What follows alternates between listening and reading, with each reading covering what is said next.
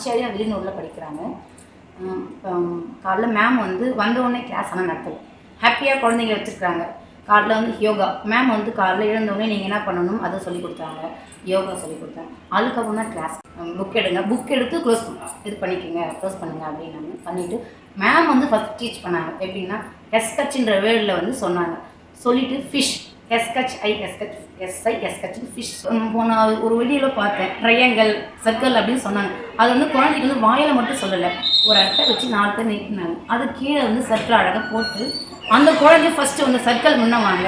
அந்த குழந்தை வந்து ஃபஸ்ட்டு நின்னும் போது ஹாப்பியாக இருந்தது. அந்த குழந்தை நான் சொல்கிறேன் மேம் நான் உங்களை கேட்க மாட்டேன், ஏன்னா நீங்கள் வந்து நல்லா சொல்லிட்டு வீடியோவில் எல்லாம் தெரியுது. என் பையன் வந்து சொல்கிறான் டெய்லி என்னென்ன நடக்குது அப்படின்ட்டு.